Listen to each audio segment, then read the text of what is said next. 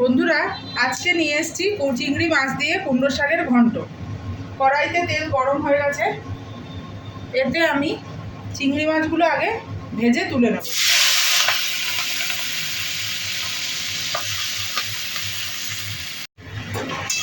চিংড়ি মাছগুলো অল্প করে ভাজা হয়ে গেছে বন্ধুরা, এবার নামিয়ে নেব। ওই কড়াইতেই আবারও অল্প তেল দিয়ে নিলাম।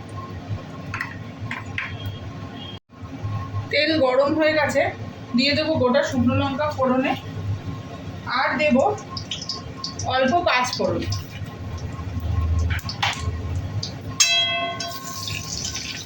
ফোড়নটা একটু ভাজা ভাজা হয়ে গেলে আধা বাটা করে রাখা কাঁচা লঙ্কা খানিকটা দিয়ে দেবো।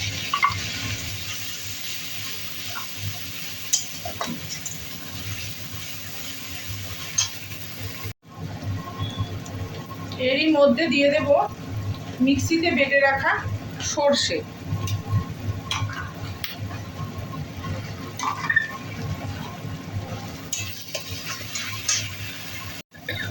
তার মধ্যে দিয়ে দেব হলুদ গুঁড়ো,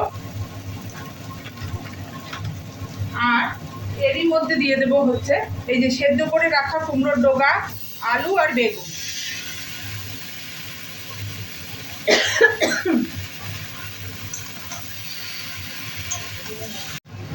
এর মধ্যে দিয়ে দেবো এবার সামান্য পরিমাণে লবণ, অল্প লবণ দেবো কেননা লবণ দিয়েই সেদ্ধ করেছিলাম, আর অল্প জল দিয়ে ভালো করে নেড়ে নেব।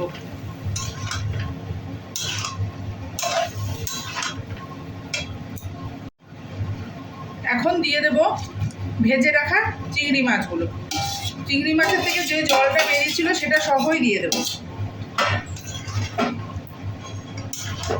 দিয়ে ভালো করে ফুটিয়ে সামান্য চিনি দিয়ে নামিয়ে নেব। বন্ধুরা, ভালো করে ফুটে গেছে, দিয়ে দেব অল্প পরিমাণে চিনি। শাক পাতার মধ্যে একটু চিনি না দিলে স্বাদটা ব্যালেন্স হয় না, তাই দিলাম অল্প চিনি।